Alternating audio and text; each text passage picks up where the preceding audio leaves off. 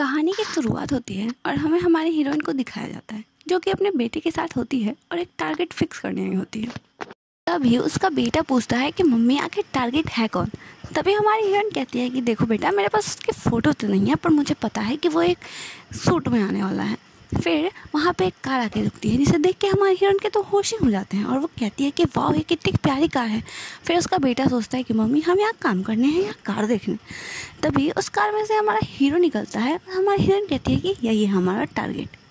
फिर हमारे हीरोइन और उसका बेटा हमारे हीरो के पीछे पीछे एक होटल में एंटर कर जाते हैं और हमारे हीरोइन अपने बेटे को बताती है कि देखो बेटा, हमारा काम बस ये है कि हमें इस आदमी के बारे में ये र्यूमर्स फैलाना है कि इसके पास एक इलेजिटिमेट चाइल्ड है। और वो हमारे अपने बेटे की तरफ देखती है। तब तक तो उसका बेटा वहाँ से गायब हो जाता है और जाके वो हमारे हीरो का पैर पकड़ के पापा पापा बोलने लगता है। तभी वहाँ आसपास के खड़े लोग सोचने लगते हैं कि भाई ये बच्चा कौन है और ये कहाँ से आया, और उसके बारे में बातें होने लगती हैं। और हमारी हीरोइन पीछे से तालियां बजा रहे थे कि वाह, मेरा बेटा क्या एक्टिंग करता है, इसे तो एक दिन ऑस्कर मिलेगा।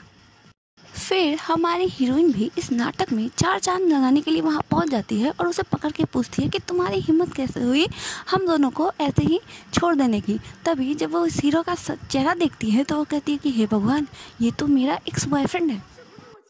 और तभी वहाँ पे मीडिया के भी कुछ लोग जमा हो जाते हैं और वो हमारे हीरो से पूछने लगते हैं कि ज़रा एक्सप्लेन करिए और बताइए कि ये बच्चा कौन है और आपने ये क्या गुल खिला रखे हैं।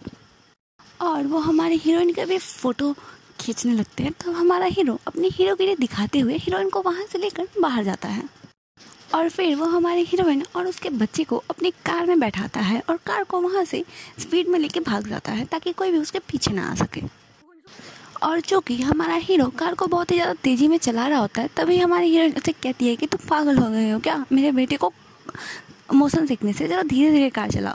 तो हमारा हीरो मुस्कुराता है और वो हमारे हीरोइन से कहता है कि दरअसल बात यह है कि ये कार तो मैंने तुम्हारे लिए ही खरीदी है।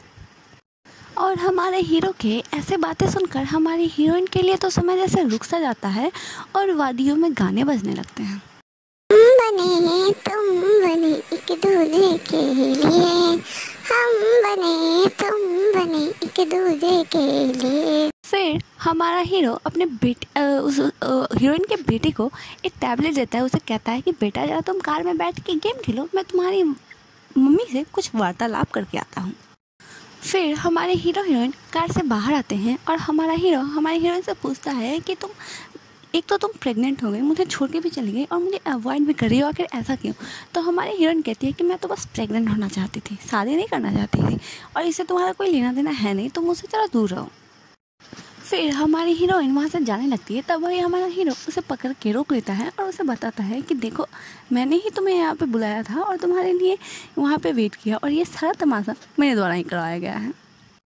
और वैसे भी सभी लोग जानते हैं कि मैं और तुम रिलेशनशिप में थे, तो इसे छुपाने का कोई तुक नहीं बनता है। फिर हमारी हीरोइन गुस्से में हमारे हीरो को धक्का दे देती है और अपने बेटे से कहती है कि चलो बेटा, यहाँ से चलते हैं। तभी हमारी हीरोइन का बेटा उससे कहता है कि मम्मी आप थोड़ी देर और बात कर लूँ ना, मम्मी मैं नहीं जाऊँगा। तो वो बोलती है कि क्यों। तो वो कहता है कि देखो ना मम्मी, मैंने तो ये अंकल की घड़ी ही तोड़ दी। तभी हमारा हीरो हमारी हीरोइन से कहता है कि देखो, ये जो घड़ी है ना, इसकी प्राइस 2 मिलियन है, या तो पैसे पे करो या फिर मुझसे शादी कर लो। कितना अच्छा ऑफर है ना। तभी हमारे हीरोइन का बेटा उससे कहता है कि मम्मा पापा से शादी कर लो ना, आखिर यही तो मेरे पापा भी हैं और इनसे शादी कर लोगी तो मुझे पापा भी मिल जाएंगे और आपको पैसे भी नहीं देने पड़ेंगे। और यहीं पे हमारा ये एपिसोड ख़त्म हो जाता है।